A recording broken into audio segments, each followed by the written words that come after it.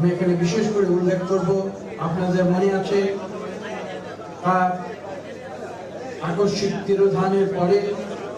দেশনেত্রী বেগম খালেদা জিয়া এসেছিলেন, গৃহবধূ থেকে রাজপথে নেমেছিলেন, অন্যায়ের বিরুদ্ধে প্রতিবাদ করেছিলেন, সামরিক শাসকের বিরুদ্ধে প্রতিবাদ করেছিলেন, রাজপথে সংগ্রাম করেছিলেন এবং দীর্ঘ 8 বছর রাজপথে থেকে জনগণের অধিকার নিয়ে আন্দোলনের মাধ্যমে তিনি স্বৈরসেনা শাসককে বিদায় দিয়েছেন। ঠিক তেমনি ভাবে তার পরবর্তীতে আপনারা দেখেছেন তার শহীদ প্রেসিডেন্ট জিয়া রহমানের উত্তরসূরি বেগম খালেদা জিয়ার উত্তরসূরি জনাব তারেক রহমান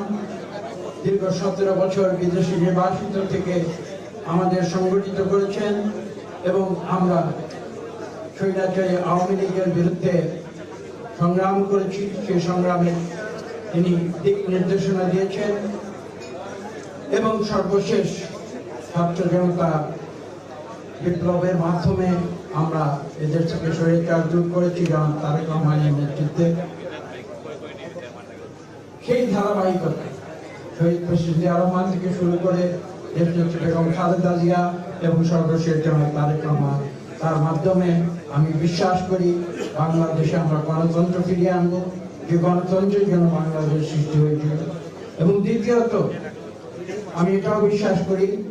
কিন্তু তিনি উৎপাদন শব্দটি ব্যবহার করতেন, যে আজকে শহীদ প্রেসিডেন্টের প্রদর্শিত সেই পথ অনুসরণ করে আমরা আগামীতে জনাব তারেক রহমানের নেতৃত্বে নতুন বাংলাদেশ আমরা করে তুলব, ওই প্রত্যয় আমাদের আছে।